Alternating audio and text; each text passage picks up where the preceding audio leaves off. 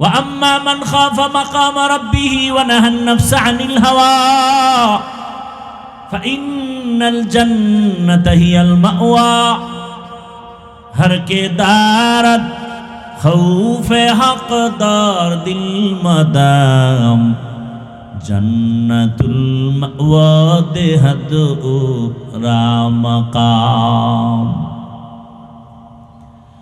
ক্ষুধা তৃষ্ণায় পর্যন্ত সাহাবায়ে কেরাম পেটে পাথর বেঁধেছেন, আর আমরা একটু খানা দানায় কষ্ট হলে হারাম পথে দৌড়ায় যাই। আবু হুরায়রা রাদিয়াল্লাহু তাআলা আনহু বলেন, আমি একদিন দেখি রহমতের নবী নামাজ আদায় করতেছেন বসে বসে। রহমতের নবীকে নামাজ আনতে জিজ্ঞেস করলাম, ইয়া রাসূলুল্লাহ, দাঁড়াইয়া নামাজ পড়া উত্তম, আপনিই বলেছেন, অথচ আপনি বসে বসে নামাজ আদায় করেন কেন? আবু হুরায়রা জিজ্ঞেস করা মাত্র রহমতের নবীর চোখে পানি চলে আসে। রহমতের নবী বলেন, রে আবু হুরায়রা, আমি ইচ্ছা করে বৈশা নামাজ পড়ি না, ক্ষুধার কারণে আমি বৈশা নামাজ পড়তেছি। আমার ঘরে খানা নাই, চুলায় আগুন জ্বলে না, এত কষ্টের জীবন আমার, এত পরিমাণ ক্ষুধার কষ্ট, আমি দাঁড়াইয়া যে নামাজ পড়ব সেই শক্তি আমি পাইতেছি না। আবু হুরায়রাও কান্না করেন, রহমতের নবী যদি এত কষ্ট করে, সাহাবায়ে কেরাম যদি এত কষ্ট করেন, আপনার আমার তো কোনো কষ্টই নাই, কম বেশি 3 বেলা তো খানা পাই। খানাটা যদি হালালভাবে খাইতেন, ঘরের মধ্যে আর কোনো দিন রুজিতে বরকত নষ্ট হতো না, ব্যবসায় বরকত নষ্ট হতো না। হারাম খানার দ্বারা ঘরে বরকত থাকে না, ব্যবসা চাকরিতে বরকত থাকে না। রে বাবা, অনুরোধ করে বলছি, ও মা, ও বোনেরা, ও যুবক বাবারা, বৃদ্ধ বাবাজিরা, এখনো সময় আছে, তওবা করেন।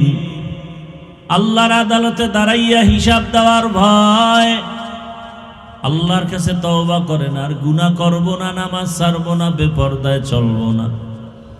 ও যুবক বাবারা, মনে মনে আল্লাহকে বলো, হে আল্লাহ, জীবনে তো শয়তানের ধোকায় পড়ে মনের আশা পূরণে কত দাড়ি কাটলাম, নামাজ ছাড়লাম, বেপরদায় চললাম, আয় আল্লাহ, কত হারাম পথে দৌড়াইলাম, হারাম খাইলাম। আজকে থেকে তওবা করতেছি, আর হারাম খাবো না, আর নামাজ ছাড়বো না, দাড়ি কাটবো না, বেপরদায় চলবো না। মা বাবার দোয়া নিয়া, শিক্ষকের দোয়া নিয়া, উলামায়ে কেরামের দোয়া পরামর্শ নিয়া নবীজির সুন্নাত অনুযায়ী চলবো। ও বৃদ্ধ বাবাজিরা, তওবা করেন। আল্লাহ কোন দিন মরণের ডাক দিবে বলা যায় না, অল্প বয়সেও ডাক দিতে পারে। সন্তানের সামনে বাবারে ডাক দিলে আর উপায় থাকবে না। কত জায়গায় বাবার সামনে সন্তানের ডাক এসে গেছে, আজরাইল আইসা জীবনটা নিয়ে গেছে। আবার কত সন্তানের সামনে বাবার ডাক আসছে, ও যুবক, তুমি বুড়া হইয়া মরার কোনো গ্যারান্টি নাই, ঘুমের মাঝেও তো মরণ হয়ে যেতে পারে। যদি তোমার মরণটা হইয়াই যায়, সকাল 10টা-11টায় মা ডাকবে, বাবা ওঠ, আর কত ঘুমাবি?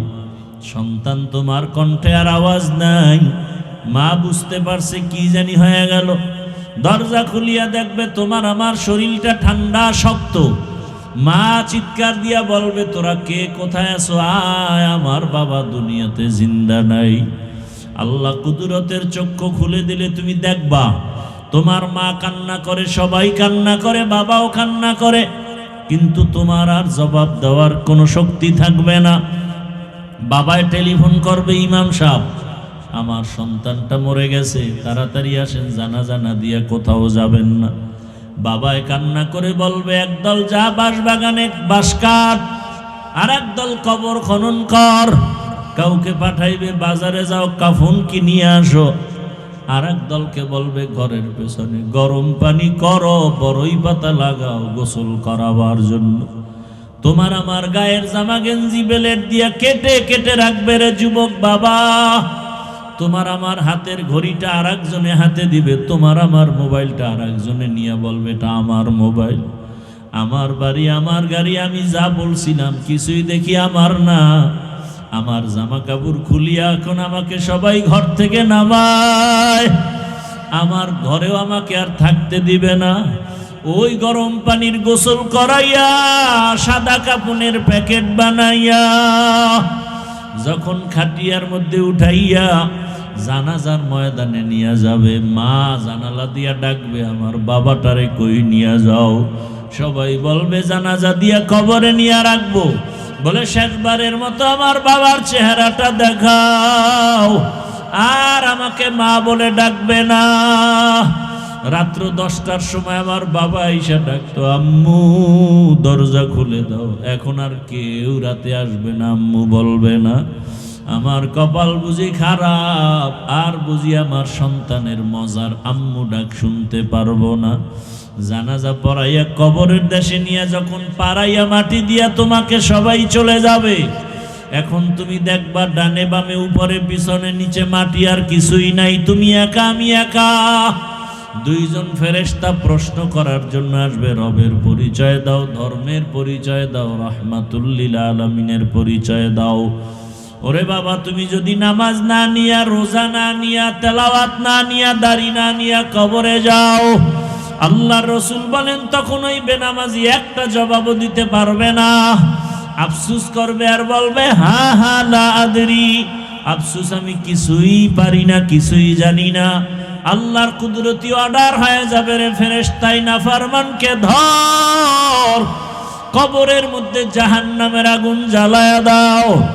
একটা না দুইটা না 99টা সাপ। আল্লাহ বলবেন কবরের মাটি, এই নাফরমানকে দুনিয়াতে আমি কম নিয়ামত দেই নাই। আমার দেওয়া পানি, আমার দেওয়া মাছ, আমার দেওয়া সূর্যের আলো, চাঁদের আলো, জমিনের ফসল, গাছের ফল সব খাইয়াও নামাজ পড়ে নাই, রোজা রাখে নাই, দাড়ি রাখে নাই, পর্দা করে নাই।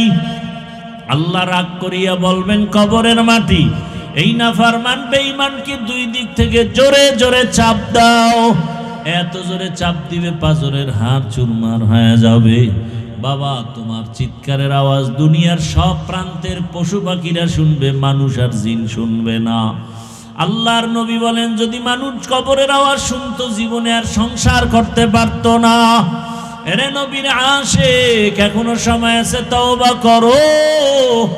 মনে মনে আল্লাহকে বলো আর তওবা করো, আর গুনাহ করবা না, নামাজ ছাড়বা না, দাড়ি কাটবা না, বেপরদায় চলবা না।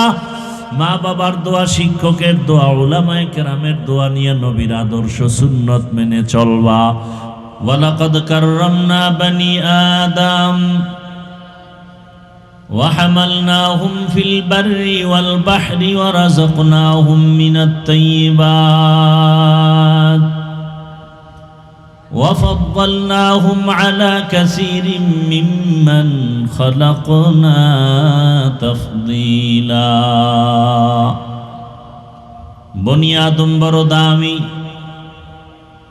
জিনেরাও আল্লাহর কাছে মর্যাদাবান না।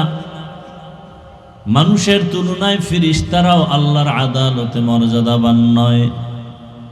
আল্লাহর কাছে সব থেকে মর্যাদাবান, দামি হলো মাটির সৃষ্টি মানুষ। গর্বা সুরত আদমি ইনসা বুদে আহমদ বু জাহলো হামেক সাবুদে আদমিরা আদমিয়ত লাজমাস উদরা গরবুন বশদ হি জামাস। মানুষ বড় দামি। কেমন দামি? মানুষের মতো দামি কোনো প্রাণী আল্লাহ বানান নাই। আল্লাহ তাআলা বলেন এই মানুষ এত দামি, জমিনে চলার জন্য আমি আল্লাহ পাক সুন্দর ব্যবস্থা করেছি। পানির মধ্যে বিচরণের জন্য, চলার জন্য সুন্দর বাহনের ব্যবস্থা করেছি। আমি আল্লাহ যত প্রাণী বানাইছি ওরাও চলে, ওদের পথ আছে। একটা কুকুর চলার রাস্তা আছে, জিন যে চলাফেরা করে জিনেরও রাস্তা আছে আলাদা। একটা সাপ চলাফেরা করে, ওর রাস্তা আছে আলাদা। আমরা দেখি বিমান চলে, বিমান শূন্যের উপরে, এই বিমান চলারও আলাদা রাস্তা আছে। আল্লাহ বলেন আমি সব প্রাণীর রাস্তা দিলাম, মানুষকে দিলাম রাজপথ। এত সুন্দর পথ, মানুষের মতো দামি পথ আমি কাউকে দেই নাই। আমি আল্লাহ পিপিলিকার খানাও দেই, জঙ্গলে হাজার ধরনের প্রাণীর খানাও কে দেন, নদীর মধ্যে হাজারো ধরনের মাছকে খাওয়ান। আল্লাহ বলেন সব প্রাণীর খানা আমি দেই, তবে মানুষের খানা বড় দামি। মানুষের খানার মতো দামি সুস্বাদু মজাদার খানা আমি আর কোনো প্রাণীকে দেই না। মানুষের খানা এত মজাদার, মানুষ খাইয়া যা ফালায় দেয় এটাকে জুটা বলে। কি বলে? মানুষের এই জুটাটা পর্যন্ত বড় দামি। এজন্য নবী বলেন, মানুষ তোর জুটাটাও ফালানো যাবে না, তুই এই জুটাটা রেখে দিবি, এটা খাওয়ার জন্য 3 প্রাণী অপেক্ষা করে। কুকুরেরা তোর জুটা খায়, জিনেরা তোর জুটা খাবে, বিড়াল খাবে। এজন্য নবীর সুন্নাত হলো, খবরদার এই জুটা কাটা পানির মধ্যে ফেলবা না। যদি ফেলো, কুকুর বিড়াল এরা খাইয়া মজা পাবে না, মজা চলে যাবে পানির সাথে। এজন্য পানির মধ্যে জুটা কাটা ফেলা নিষেধ। আজকে আমলটা নিয়ে যান বাড়িতে, পানির মধ্যে জুটা কাটা ফেলবেন। কি রসুলের এই সুন্নাতটা আমল করা যাবে? হ্যাঁ।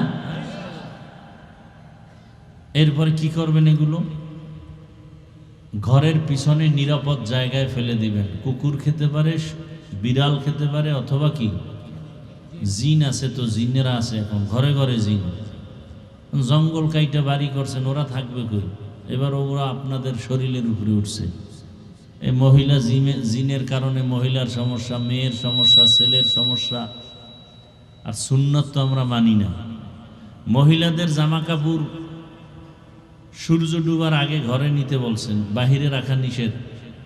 এরপরে সন্ধ্যার টাইম, মাগরিবের আজান হবে ঠিক এমন টাইমে সব দরজা লাগায় দাও, বিসমিল্লাহ বলে।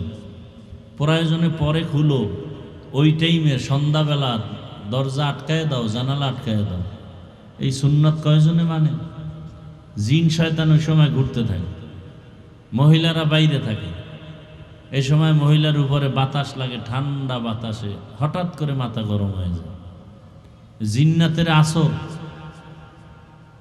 আপনি আকাম না করলে আপনার উপরে কোনো বিপদ নেই। খানা খাইতেছেন রাতের বেলা জানালা খুলে দিয়া, কি আরাম। জিন্নাতের নজর পড়ছে, পেটে গিয়ে যে খানা হবে আপনার জন্য, শরীরের জন্য ভালো, সেই পেট এখন খারাপ হয়ে গেছে। বদনজর লাগছে জিনের। মানুষের বদনজর তো আরো মারাত্মক। এই যে খানা খাইতে বসি, কত যে ভয়ে থাকি, আমগো অসুস্থতায় বদনজর খালি। খাইতে বইলি সব তাকায় থাকে, এক জিব্রেল দিয়েও সরানো যায় না। খাইবে না, খান না, খাবো না, তো তাকায় থাকেন কেন? এই বদনজর মানুষকে একেবারে বিছানায় মৃত্যুসজ্জায় ফেলে দেয়। মানুষের বদনজর এত খারাপ। একটা বাচ্চা অসুস্থ, হঠাৎ ডাক্তারের কাছেও কোনো রোগ ধরা পড়ে না, ঔষধেও কাজ হয় না, দিন দিন শুকায়া যায়। মুরব্বীরা কি বলে? বদনজর লাগছে, এবার হুজুরের কাছে যাও, তাবিজ লাগাও, বদনজর থেকে বাঁচাও। বদনজর বড় মারাত্মক, হাদিস দ্বারা সমর্থিত। তো এইভাবে কয়জনে নিরাপদে অন্যের নজর থেকে বাঁচায় খান? এই যারা রাস্তায় গরুর মতো হাঁটে আর চাটে, এক উপরে কত নজর লাগে। এরপরে পেট ব্যথা, মাথা ব্যথা, লিভারের সমস্যা, কিডনি সমস্যা, হার্ট দুর্বল। চায়ের দোকানে খালি হোমানে খাইতেছে, গরিবে কিছু চায় দেয় না, কুকুর তাকায় আছে দেয় না।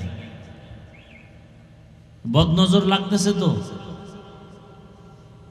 রোগ সারবে কি করে? দোকানে বসে খাইতেছে। এই বদনজরের ভয়ে কোনো দোকানেও বসি না, পারি না বাসার থেকে খানা নিয়ে আসি, গাড়ির মধ্যে বসে খাবো। এত পরিমাণ নিষেধ করি, বদনজর লাগবেই। অধিকাংশ আলেম ওলামা, আমাদের বক্তারা অসুস্থ, পেটে সমস্যা, এই বদনজর। বদনজর মানে একটা খারাপ মানুষের না, যে কোনো ব্যক্তির বদনজর লাগতেই পারে। একটা মানুষকে মেরে ফেলতে পারে শুধু বদনজরে।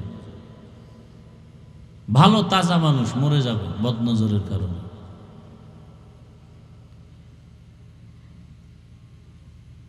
এজন্য সবসময় ঘর থেকে বের হইলে দোয়া আছে, খানা খাওয়ার আগে দোয়া আছে, বাজারে ঢুকবেন দোয়া আছে।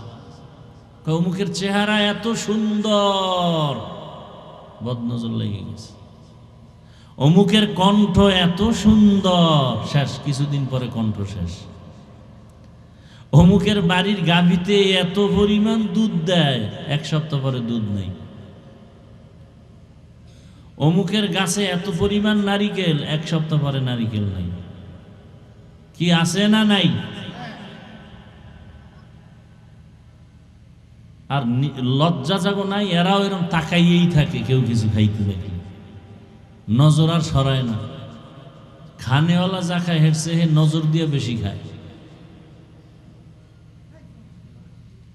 আল্লাহ হেদায়াত দান করুন। এই মা বাবারা সচেতন হন, সন্তানদেরকেও বদনজর থেকে বাঁচান।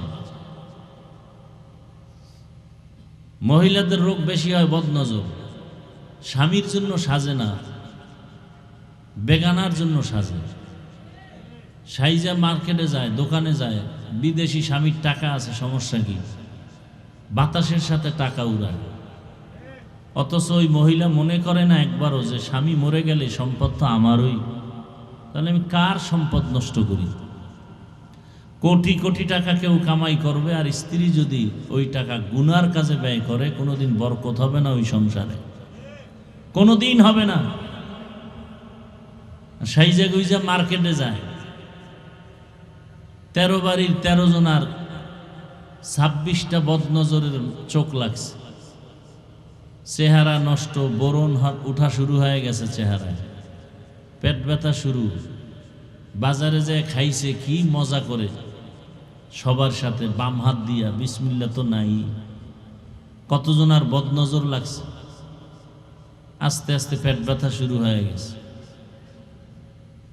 ডাক্তার দেখাইতে দেখাইতে উল্টা, ডাক্তাররা তো কিছু ডাক্তার আছে রোগ ধরতে না পারলে খালি ঔষধ দেয়, হোমানে রোগ ধরতে পারে না, নাও পেট ব্যথা খাইতে থাকে। অথচ রোগ কি? বদনজর, খাইছে ঔষধ উল্টা পাল্টা, এবার লিভারের উপরে উল্টা রিয়াকশন শুরু হয়ে গেছে, রোগ বাড়তেছে। একটা এলোপ্যাথিক ট্যাবলেট নাকি একটা অ্যাটম বোমের মতো, পার্শ্ব প্রতিক্রিয়া মারাত্মক। আল্লাহ, মানুষকে আল্লাহ পাক এত পিওর খানা দিছেন যে মানুষের খানার জুটাও কি পা। আমাদের জুটা খাওয়ার জন্য অন্য প্রাণী অপেক্ষা করে। যেই আল্লাহ এত মর্যাদা দিলেন মানুষকে, সেই আল্লাহ আর এক আয়াতে বলেন, ওয়ালাকাদ যারানা লিজাহান্নামা কাসীরাম মিনাল জিন্নি ওয়াল ইনসি লাহুম কুলুবুন লা ইয়াফকাহুনা বিহা। এই ভাই, বক্সে ভলিউম বাড়াও, মনিটরের সাউন্ড বাড়াও। অধিকাংশ মানুষ জাহান্নামে যাবে, ঘোষণাকার। কম না বেশি মানুষ? অধিকাংশ মানুষ জাহান্নামে যাবে। কেন?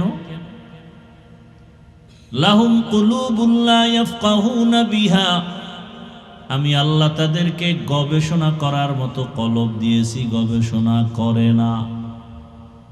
তার মানে গবেষণা করতে বলছি, আসমান কে বানাইছেন দেখে দেখে গবেষণা কর। মানুষ তুই নিজের নিয়ে গবেষণা কর। লবণের ফ্যাক্টরি থেকে তৈল বের হয় না, তৈলের ফ্যাক্টরি থেকে লবণ বের হয় না,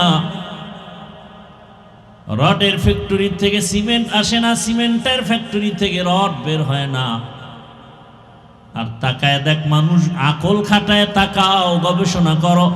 আম্মাজান একটা ফ্যাক্টরি, ওই আম্মাজানের গর্ভ থেকে 10টা সন্তান আল্লাহ বের করছেন। তাকায় দেখ, একই গর্ভের সন্তান, একজনের চেহারার সাথে আর একজনের মিল নেই।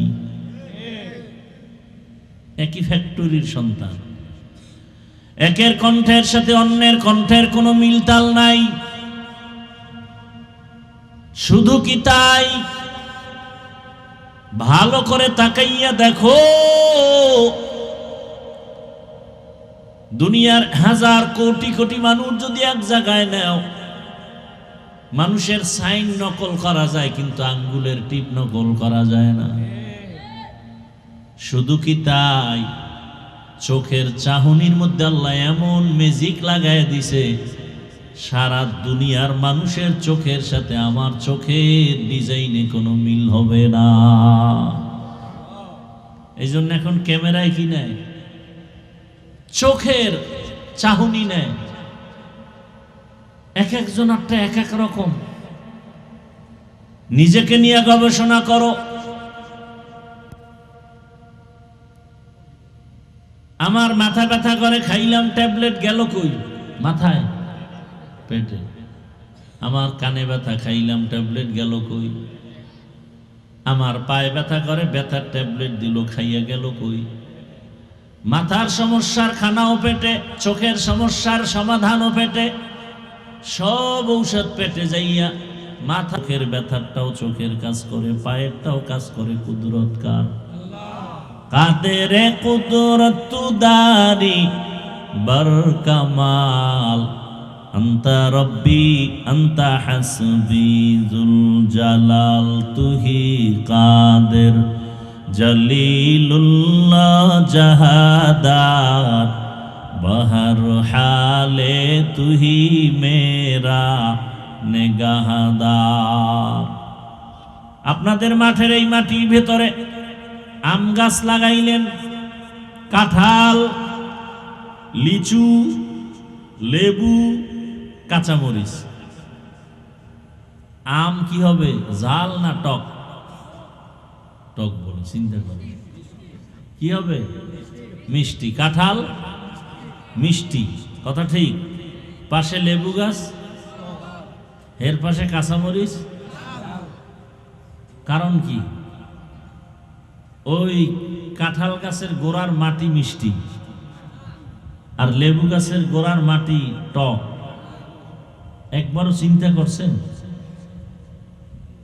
একই মাটি, একই মাটি, কোনো ব্যবধান।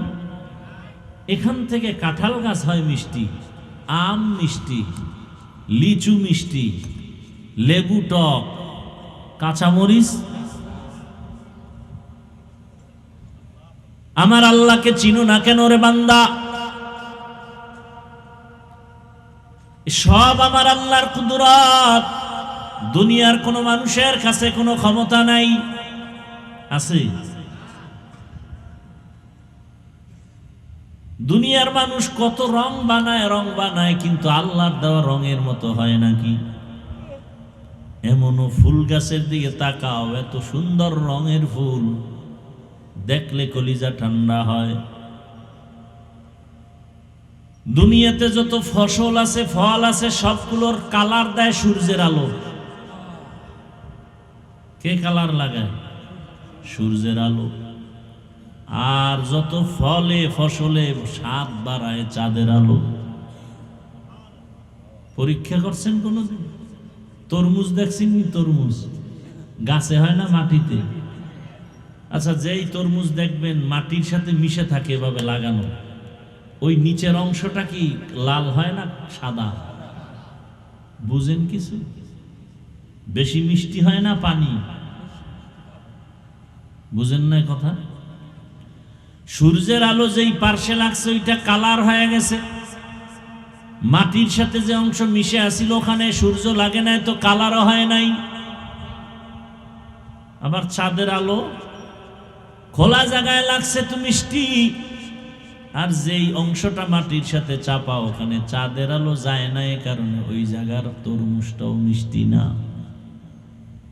ঠিক এভাবে আম গাছের দিকে তাকাবেন, চাঁদের আলো যেই সাইডে বেশি লাগে ওই সাইডের আম মজা বেশি হয়, সূর্যের আলো যেই পার্শ্বে বেশি লাগে ওই পার্শ্বের আমে কালার ভালো হয়। এত কিছু কে দিছেন? কেন আল্লাহরে মাঝে মাঝে আমরা আম দেব? মাঝে মাঝে আল্লাহর জন্য নাস্তা ব্যবস্থা করো। এত কিছু আল্লাহ কার জন্য দিছেন? কাদের জন্য? সেই মানুষ যদি আল্লাহ দেয়া নেয়ামত খাওয়ার পর আল্লাহর হুকুম মতো চলে না, আল্লাহ বলেন আমি কান দিলাম শোনার জন্য, শুনে না, কান দিয়া শুনবে কোরআনের আওয়াজ, কানের ভেতরে নিবে আজানের আওয়াজ। কিন্তু যেই বান্দা আমার দেওয়া পানি, আমার দেওয়া বাতাস, আমার দেওয়া সূর্যের আলো, চাঁদের আলো ভোগ করিয়া, আমার দেয়া নদীর মাছ খাইলা, জমিনের ফসল খাইয়া, গাছের ফল খাইয়া, যারা কানের ভেতরে আজানের আওয়াজ নেও না, কোরআনের আওয়াজ নেও না, মা বাবার মোহাব্বতের আওয়াজ না নিয়া তার লাগায় লাগায় গান শুনো, রেডি থাক, সীসা দিয়া তোর কান গরম করা হবে। তোকে আমি আল্লাহ শাস্তি দিব না তো কাকে দিব? আল্লাহ বলেন আমি চক্ষু দিলাম দেখার জন্য, দেখে না। তার মানে আমি আল্লাহ আইন করেছি চোখ দিয়া মা বাবাকে দেখবা সওয়াব। এই চোখ দিয়া তুমি কোরআন তাকায় তাকায় দেখবা সওয়াব। এ চোখ দিয়া বাইতুল্লাহ তাকায় দেখবা সওয়াব। যেই বাইতুল্লাহর দিকে শুধু তাকাইয়া প্রথম নজরে যা দোয়া করবে সাথে সাথে কবুল।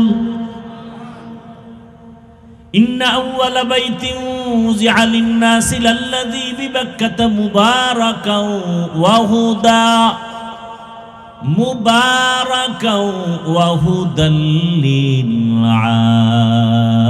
আলামিন।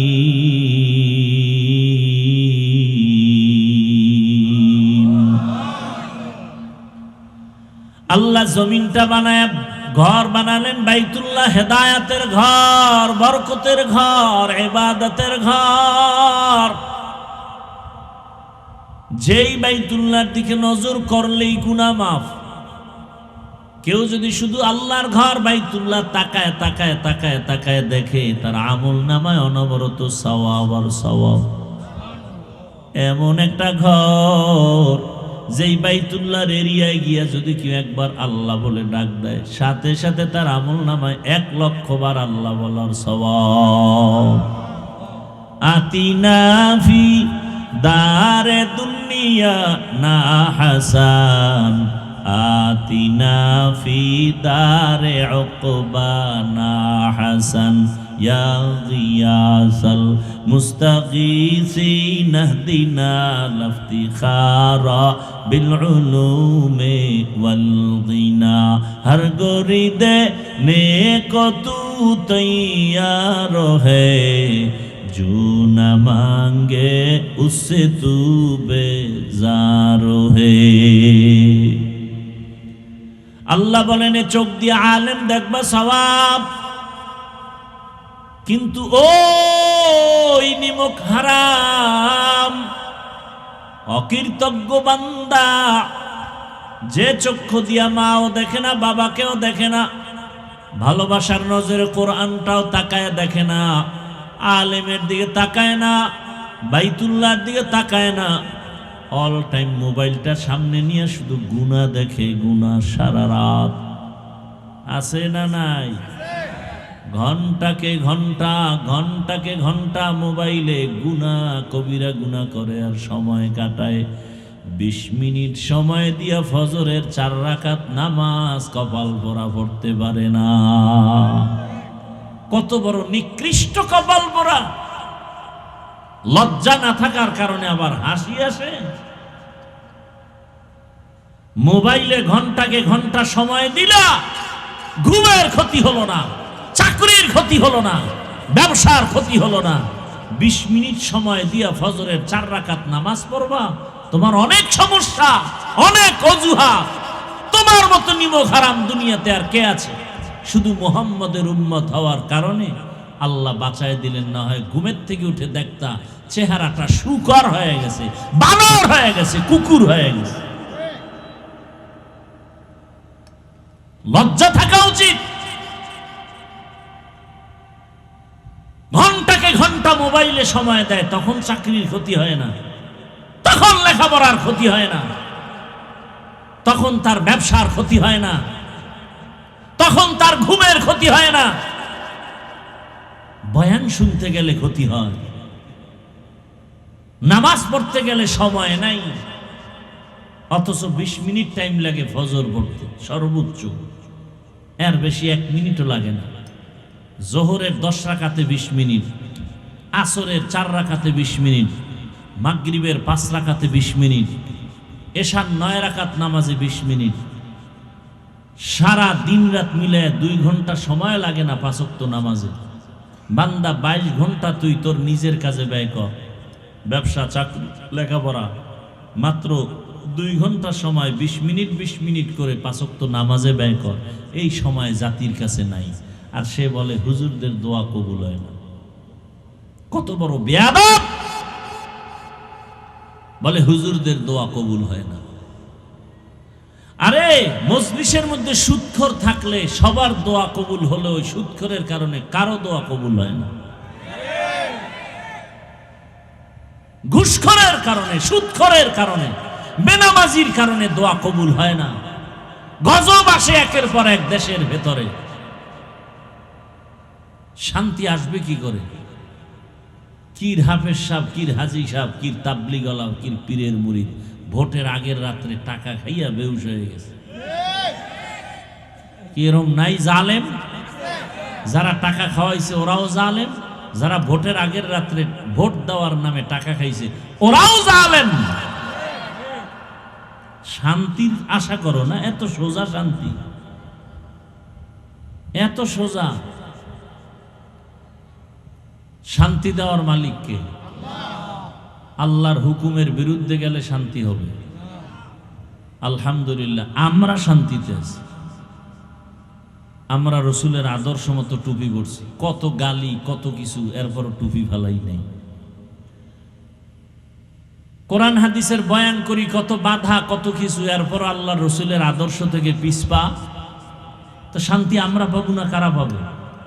আমগো বিল্ডিং নাই, বিল্ডিং এর নাম শান্তি না, বিল্ডিং এর নাম অশান্তি, টাকার নাম অশান্তি। আমগো টাকাও নাই, বিল্ডিংও নাই, অশান্তিও নাই, সব শান্তি। ধনী লোকের 500 বছর আগে ইনশাআল্লাহ জান্নাতে যাবে গরিবরা। আমরা শান্তিতে আছি, আগেও যেমন এখনো তেমন। আগেও এমপি সাহেব সালাম দিত, দোয়া চাইতো, এখনো এমপি সাহেব দোয়া চায়, সালাম পাঠায়।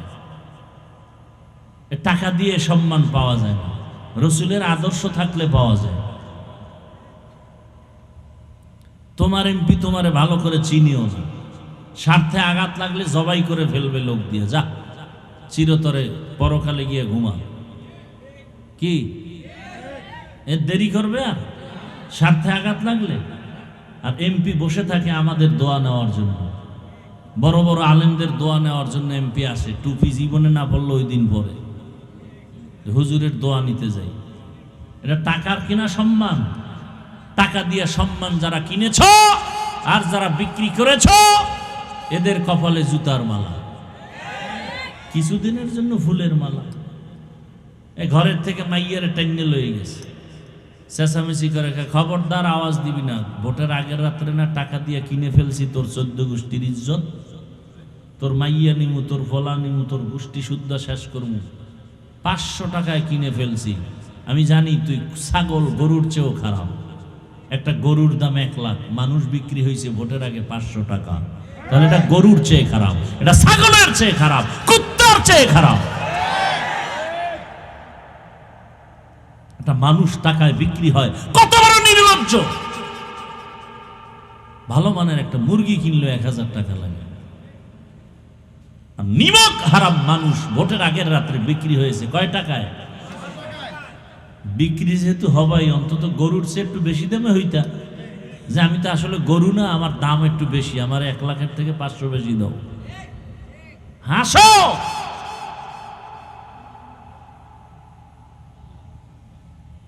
মাস্তানি করো আবার না, পশুর থেকে খারাপ টাকায় বিক্রি হয়ে গেছো। আবার ভাব আমরা ওই হারাম খাই না, এই জন্য আমরা কথা বলতে বাজে না। বাজে? কোনো ভয় আছে কি? কোনো মায়ের সন্তান আসুক না দেখি সামনে। কিছু বলার জন্য?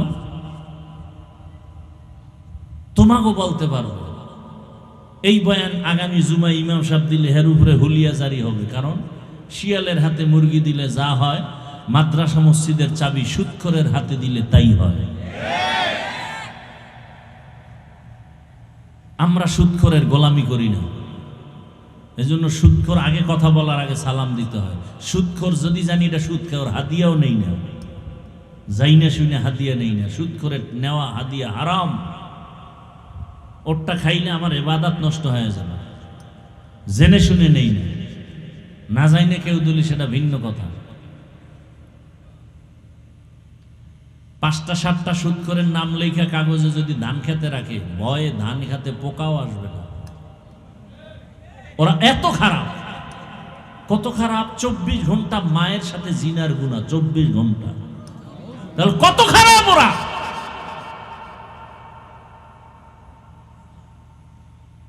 আর আজকে ঘরে ঘরে সুদের ব্যবসা, ঘরে ঘরে লোন ছাড়া একটা চায়ের দোকান দিতে পারে না, লোন লাগে।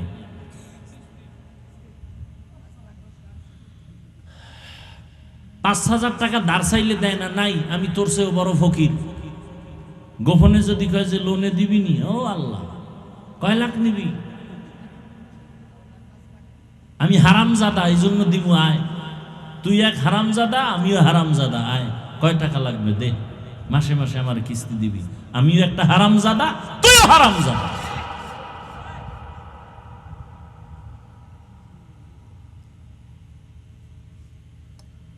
সুদখোরের মোনাজাত জীবনে কবুল হবে না তওবা না করলে।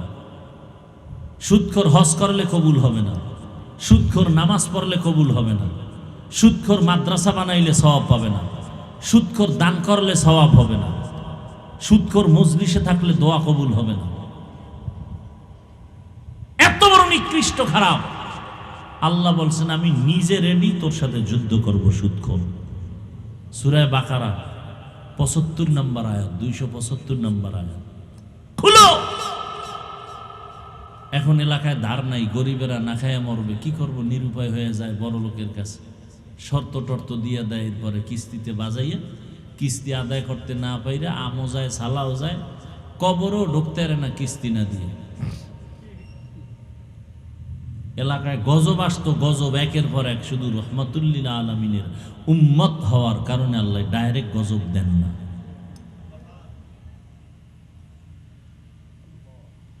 অধিকাংশ মানুষ জাহান্নামে যাবে। আল্লাহ বলেন আমি তার চোখ দিলাম দেখার জন্য, দেখে না, কান দিলাম শোনার জন্য, শুনে না, হৃদয় দিলাম গবেষণা করার জন্য, গবেষণা করে না।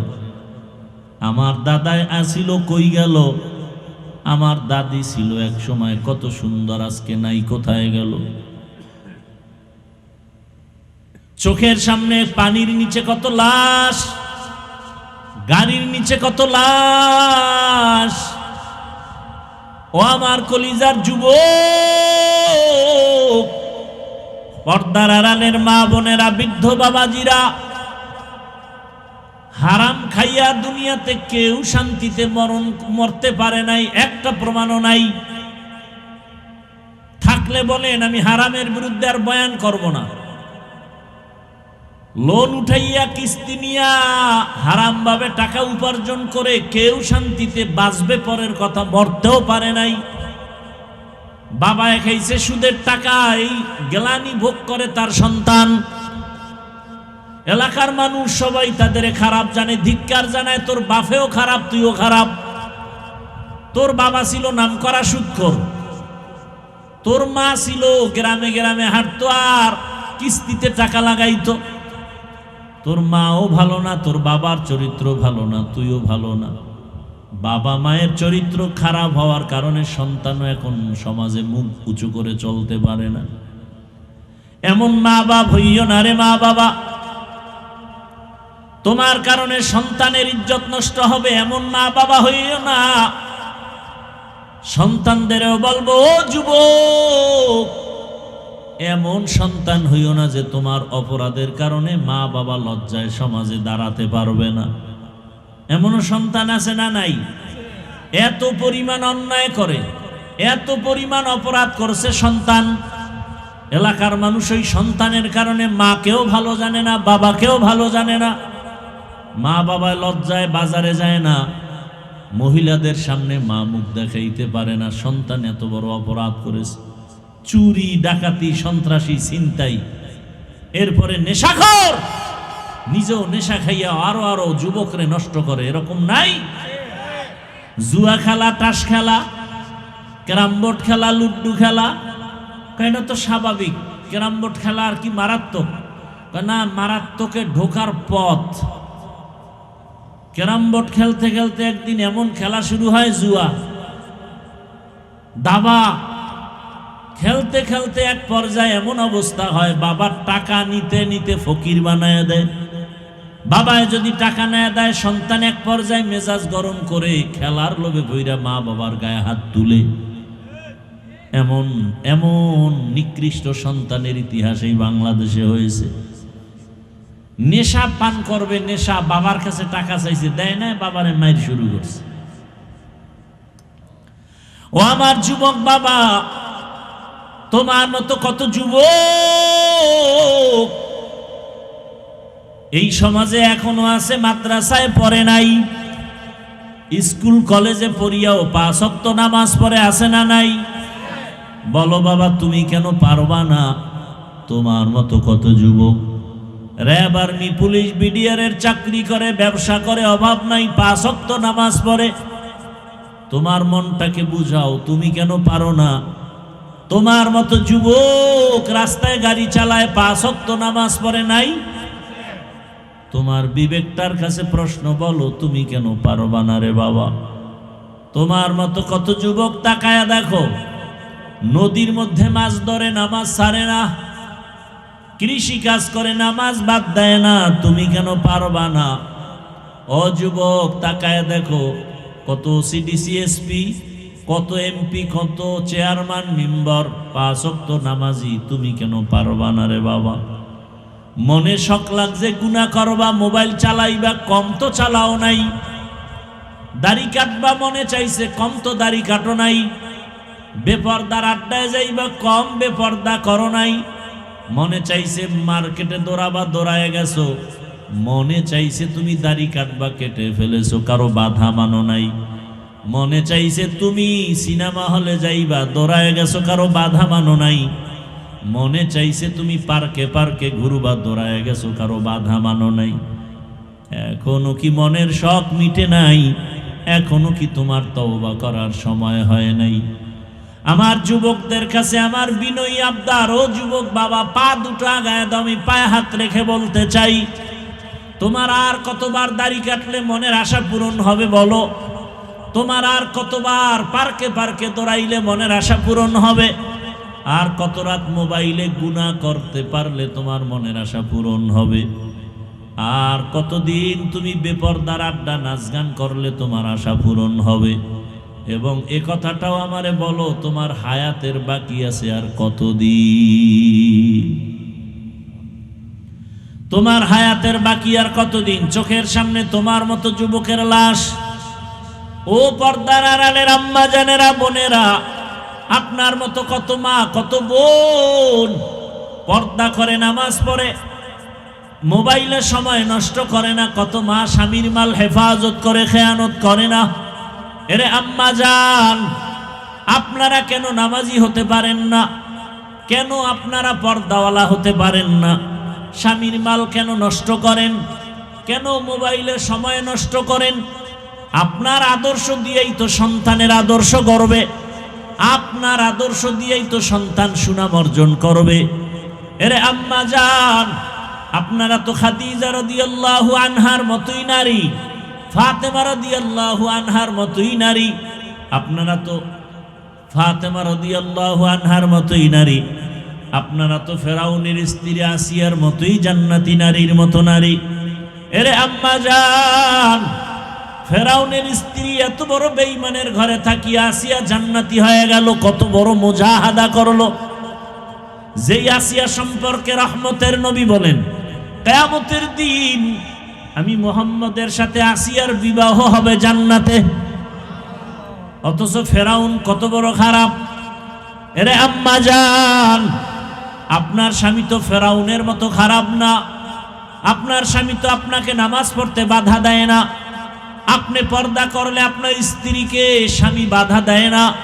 বরং কত স্বামী নিজে নামাজ পড়ে না কিন্তু গর্ব করে, হুজুর আমার স্ত্রীটা বড় ভালো। আছে না? হুজুর আমি বড় খারাপ, নামাজ পড়ি না, দাড়ি রাখি না, পর্দা করি না, কিন্তু আল্লাহ আমাকে একটা স্ত্রী দান করেছেন, 5 ওয়াক্ত নামাজ পড়ে, সন্তানটাকেও নামাজ পড়ায়, কোরআন তেলাওয়াত করে। ও আম্মা জান, আপনি চাইলে তো পারতেন আপনার স্বামীটাকেও কোরআনওয়ালা বানাইতে, নামাজি বানাইতে। এরে আম্মা জান, এমন আদর্শ রেখে যাবেন যে মরিয়া গেল সন্তান স্মরণ করে দোয়া করবে। আমার আম্মু জানে এত ভালো ছিল, মোবাইলে কখনো সময় নষ্ট করে নাই। আমার আম্মুকে দেখতাম কখনো বাবার চোখে চোখ তুলে কথা বলে নাই। আমার আম্মুকে দেখতাম কখনো বাবার সাথে ঝগড়া করে নাই। আমার আম্মুকে দেখতাম আজান হলে নামাজে দাঁড়ায় যেত। আমার আম্মুর কারণে আমিও ভালো হয়ে গেছি। ও বাবাজিরা, আপনার আদর্শ বড় দামি।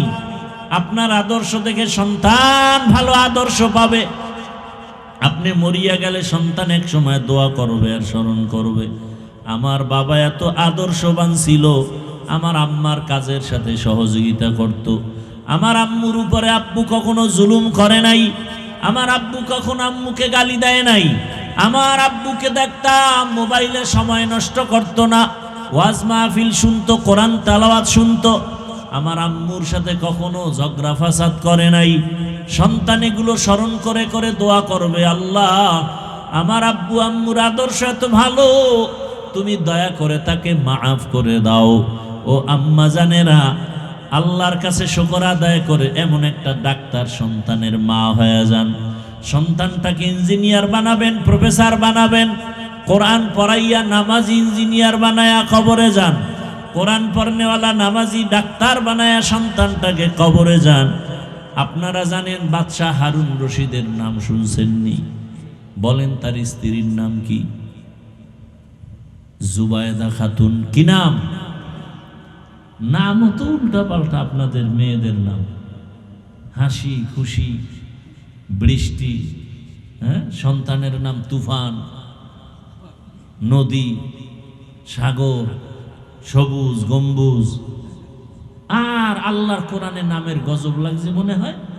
ইসলামে আর নাম নাই, এজন্য খুঁজে খুঁজে বেঈমানগো নামগুলো নিয়ে আসছে। আছে না নাই? অথচ কোন বেঈমানের ঘরে কি ইসলামী নাম আছে? আপনাদের লজ্জা এত কম কেন? কোন বেঈমান মুসলমানের নাম রাখে না, আর আপনারা লজ্জা ফালায় কিভাবে বেঈমানের নাম রাখলেন? আল্লাহ হেদায়াত দান করুন। ভাইরা আমার, বাদশাহ হারুন রশিদ আল্লাহওয়ালা, তার স্ত্রী জুবায়েদা খাতুন একজন আল্লাহওয়ালা, কোরআনে হাফেজা। ও পর্দার আড়ালের আম্মা জান, বাদশাহ হারুন রশিদের ইতিহাস পড়ে দেখবেন কত বিশাল। তার স্ত্রী রাজার ঘরের রানী জুবায়েদা খাতুন, কোরআনে হাফেজা। তার ঘরে কাজের মহিলা আছে 100, সবাই কোরআনের হাফেজা। কি বিয়ে করলেন বাইসা গুইসা, ডানা কাটা ভরি। এখন খালি ঘরে আইসা বাবার ডানা কাটে, মায়ের ডানা কাটে, নিজের ডাও কাটে। আফসোস। এরপরে আবার গজব কি এমনি আইছে, যৌতুক খাইছে না? যৌতুক কি? ছেলে হইলে কয় বাইক দাও, যেন তাড়াতাড়ি মরতে পারি এটা দৌড়াইয়া। আর মেয়ে হইলে মোবাইল দাও, যেন হিজরত করা যায় তাড়াতাড়ি। যৌতুক হালাল না হারাম? বলেন হারাম, তাহলে যৌতুক চলে কেন আপনার সমাজে? আর এই সংসারে এই বিয়ে শান্তি হবে কোনদিন? গায়ে হলুদ হালাল না হারাম? কেন আপনার ঘরে গায়ে হলুদের অনুষ্ঠান চলে, ডেকসেট চলে, নাচ গান চলে, ধুমধাম আওয়াজে বিল্ডিং কাঁপতে থাকে? কারণ কি? এটা শান্তি। বুঝেন, জানেন কেন এই অন্যায়গুলো করেন? বলেন তো, জানেন এতে অশান্তি। আপনার মেয়েটাকে যদি এমনি বিয়ে দেন, স্বামীর ঘরে গিয়ে তো শান্তিতে থাকবে না, বরং আপনার ওই মেয়ের জামাইটা কয়দিন মেয়েটারে নিয়ে সংসার করে বলবে বাপের বাড়ি যা, এইটা দে সেইটা দে, নাইলে ভাগ, আর একটা মাইয়ার পিছনে দৌড়াবে। একটা বাবা হইয়া কেমনে আপনি অশান্তি উদ্বোধন করে মেয়েটাকে বিয়ে দেন? যেখানে আল্লাহর রহমত আসবে বিবাহে, সেখানে আপনি গজব আইনা বিয়ে দিলেন। আর এই স্বামী আপনার মেয়েটা কিভাবে শান্তিতে থাকবে? এগুলো কেন করেন? গায়ে হলুদ হারাম কেন করেন? আড্ডা দেন, এক টেবিল চেয়ারে নারী পুরুষ সমানে খাইতেছে, কেন? মেয়েদের জন্য আলাদা করেন প্যান্ডেল, ছেলেদের জন্য পুরুষদের জন্য আলাদা করেন, একসাথে খাওয়াইতে হবে। বন্ধু বান্ধব বেপরদা একটা সিনেমা হল শুরু করে ওখানে আল্লাহর, ওই তো বললাম শুধু মুহাম্মদের উম্মত হওয়ার কারণে বাঁচছে, নাইলে জাগার ঠাডা পড়তো জাগায়। নির্লজ্জ বেহায়ার মতো আবার ছবি তুলে ভিডিও করে সবার সামনে, মা বাবা চাচার সামনে চাচির সামনে ঢংফং করে আবার ছবি তুলে। এই বিয়ে শান্তি? এই জামাই আপনার সম্মান করবে কোনদিন? এরপরে আবার যৌতুক। আপনি এত ফকিন্নি হলে বিয়ে করান কেন সন্তানটাকে? নিজের হাত দিয়ে কামাই করে খাইতে পারেন না? নির্লজ্জের মতো আরেকজনেরটা খাওয়ার জন্য জিহ্বা বের করে দিছেন। আরেকজনেরটা খাইতে মনে চায়, লজ্জা করে না? নিজে কামাই করতে পারেন না?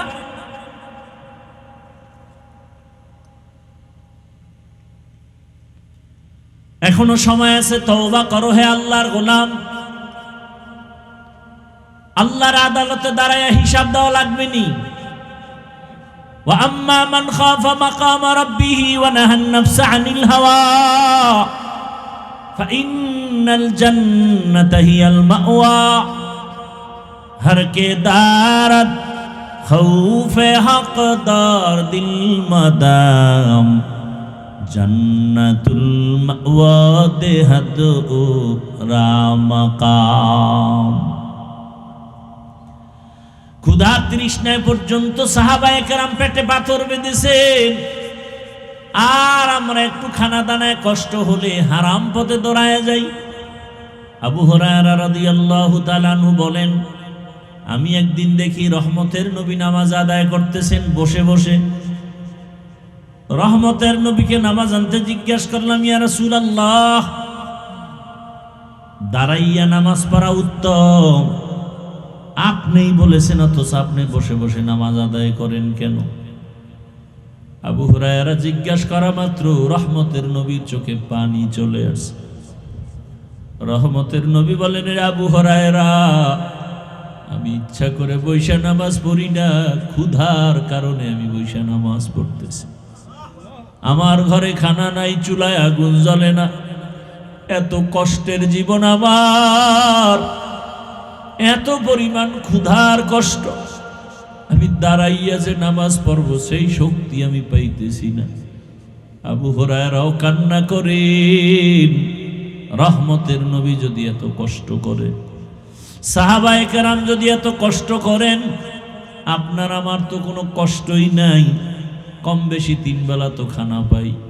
খানাটা যদি হালাল ভাবে খাইতেন, ঘরের মধ্যে আর কোনোদিন রুজিতে বরকত নষ্ট হতো না, ব্যবসায় বরকত নষ্ট হতো না। হারাম খানার দ্বারা ঘরে বরকত থাকে না, ব্যবসা চাকরিতে বরকত থাকে না। রে বাবা, অনুরোধ করে বলছি, ও মা, ও বোনেরা, ও যুবক বাবারা, বৃদ্ধ বাবাজিরা, এখনো সময় আছে, তওবা করেন। আল্লাহর আদালতে দাঁড়াইয়া হিসাব দেওয়ার ভয়, আল্লাহর কাছে তওবা করেন। আর গুনাহ করব না, নামাজ ছাড়ব না, বেপরদায় চলব না।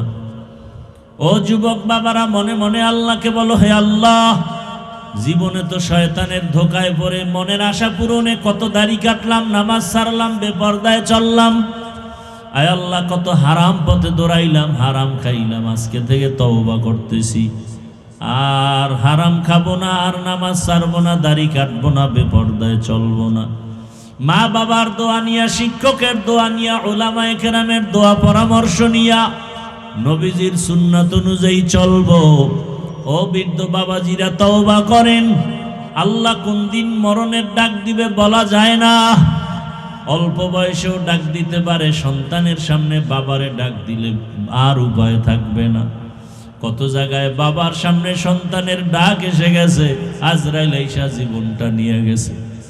আবার কত সন্তানের সামনে বাবার ডাক আসছে, ও যুবক, তুমি বুড়া হইয়া মরার কোনো গ্যারান্টি নাই। ঘুমের মাঝেও তো মরণ হয়ে যেতে পারে। যদি তোমার মরণটা হইয়াই যায়, সকাল 10টা-11টায় মা ডাকবে, বাবা ওঠ, আর কত ঘুমাবি? সন্তান তোমার কণ্ঠে আর আওয়াজ নাই। মা বুঝতে পারছে কি জানি হয়ে গেল। দরজা খুলিয়া দেখবে তোমার আমার শরীরটা ঠান্ডা শক্ত। মা চিৎকার দিয়া বলবে, তোরা কে, কোথায় আছো? আয়, আমার বাবা দুনিয়াতে জিন্দা নাই। আল্লাহ কুদরতের চক্ষু খুলে দিলে তুমি দেখবা তোমার মা কান্না করে, সবাই কান্না করে, বাবাও কান্না করে, কিন্তু তোমার আর জবাব দেওয়ার কোনো শক্তি থাকবে না। বাবায় টেলিফোন করবে, ইমাম সাহেব আমার সন্তানটা মরে গেছে, তাড়াতাড়ি আসেন, জানাজা না দিয়া কোথাও যাবেন না। বাবায় কান্না করে বলবে, একদল যা বাঁশবাগানে বাঁশ কাট, আর একদল কবর খনন কর। কাউকে পাঠাইবে, বাজারে যাও কাফন কিনিয়ে আসো। আর এক দলকে বলবে, ঘরের পেছনে গরম পানি করো, বড়ই পাতা লাগাও গোসল করাবার জন্য। তোমার আমার গায়ের জামা গেঞ্জি বেলেট দিয়া কেটে কেটে রাখবে রে যুবক বাবা। তোমার আমার হাতের ঘড়িটা আর একজনে হাতে দিবে, তোমার আমার মোবাইলটা আর একজনে নিয়ে বলবে, এটা আমার মোবাইল, আমার বাড়ি, আমার গাড়ি, আমি যা বলছিলাম কিছুই দেখি আমার না। আমার জামা কাপড় খুলিয়া এখন আমাকে সবাই ঘর থেকে নামায়, আমার ঘরেও আমাকে আর থাকতে দিবে না। ওই গরম পানির গোসল করাইয়া, সাদা কাপড়ের প্যাকেট বানাইয়া, যখন খাটিয়ার মধ্যে উঠাইয়া জানাজার ময়দানে নিয়ে যাবে, মা জানালা দিয়া ডাকবে, আমার বাবাটারে কই নিয়ে যাও। সবাই বলবে, জানাজা দিয়া কবরে নিয়ে রাখবো। বলে, শেষবারের মতো আমার বাবার চেহারাটা দেখাও, আর আমাকে মা বলে ডাকবে না। রাত্র 10টার সময় আমার বাবা আইসা ডাকতো, আম্মু দরজা খুলে দাও। এখন আর কেউ রাতে আসবে না, আম্মু বলবে না। আমার কপাল বুঝি খারাপ, আর বুঝি আমার সন্তানের মজার আম্মু ডাক শুনতে পারবো না। জানাজা পড়াইয়া কবরের দেশে নিয়ে যখন পাড়াইয়া মাটি দিয়া তোমাকে সবাই চলে যাবে, এখন তুমি দেখবা ডানে বামে উপরে পিছনে নিচে মাটি আর কিছুই নাই, তুমি একা, আমি একা। দুইজন ফেরেশতা প্রশ্ন করার জন্য আসবে, রবের পরিচয় দাও, ধর্মের পরিচয় দাও, রাহমাতুল লিল আলামিনের পরিচয় দাও। ওরে বাবা, তুমি যদি নামাজ না নিয়া, রোজা না নিয়া, তেলাওয়াত না নিয়া, দাড়ি না নিয়া কবরে যাও, আল্লাহর রাসূল বলেন তখন ওই বেনামাজি একটা জবাবও দিতে পারবে না। আফসোস করবে আর বলবে, হা হা লা আদরি, আফসোস আমি কিছুই পারি না, কিছুই জানি না। আল্লাহর কুদরতি অর্ডার হয়ে যাবে, রে ফেরেশতাই নাফরমানকে ধর, কবরের মধ্যে জাহান্নামের আগুন জ্বালায়া দাও। একটা না, দুইটা না, 99টা সাপ। আল্লাহ বলবেন, কবরের মাটি, এই নাফরমানকে দুনিয়াতে আমি কম নিয়ামত দেই নাই। আমার দেওয়া পানি, আমার দেওয়া মাছ, আমার দেওয়া সূর্যের আলো, চাঁদের আলো, জমিনের ফসল, গাছের ফল সব খাইয়াও নামাজ পড়ে নাই, রোজা রাখে নাই, দাড়ি রাখে নাই, পর্দা করে নাই। আল্লাহ রাগ করিয়া বলবেন, কবরের মাটি, এই নাফরমান বেঈমানকে দুই দিক থেকে জোরে জোরে চাপ দাও। এত জোরে চাপ দিবে, পাঁজরের হাড় চুরমার হয়ে যাবে। বাবা, তোমার চিৎকারের আওয়াজ দুনিয়ার সব প্রান্তের পশু পাখিরা শুনবে, মানুষ আর জিন শুনবে না। আল্লাহর নবী বলেন, যদি মানুষ কবরের আওয়াজ শুনতো, জীবনে আর সংসার করতে পারত না। এরে নবীর আশিক, এখনো সময় আছে, তওবা করো। মনে মনে আল্লাহকে বলো আর তওবা করো, আর গুনাহ করবা না, নামাজ ছাড়বা না, দাড়ি কাটবা না, বেপরদায় চলবা না, মা বাবার দোয়া, শিক্ষকের দোয়া, উলামায়ে কেরামের দোয়া নিয়ে নবীর আদর্শ সুন্নত মেনে চলবা। তওবা করার মতো যদি অন্তর তৈরি হয়, মুনাফিকি না থাকে, খাঁটি তওবার নিয়ত যাদের আছে, দুটো হাত আল্লাহকে দেখায় দাও। আয় আল্লাহ, হাতগুলো কবুল করে নেন, তওবা কবুল করে নেন, তওবার উপরে মজবুত হইয়া চলার মতো তৌফিক দান করেন, আমিন। আলহামদুলিল্লাহি রাব্বিল আলামিন, ওয়াসসালাতু ওয়াসসালামু আলা সাইয়্যিদিল আম্বিয়াই ওয়াল মুরসালিন ওয়া আলা আলিহি ওয়া আসহাবিহি আজমাইন। ইয়া আরহামার রাহিমিন, ইয়া আরহামার রাহিমিন, ইয়া আরহামার রাহিমিন। রব্বিরহামহুমা কামা রব্বায়ানি সগীরা। اللهم إنك عفو كريم تحب العفو فاعف عنا. اللهم إنا نعوذ بك من البرص والجنون والجذام وسيء الأسقام. اللهم اجعلني من المستجاب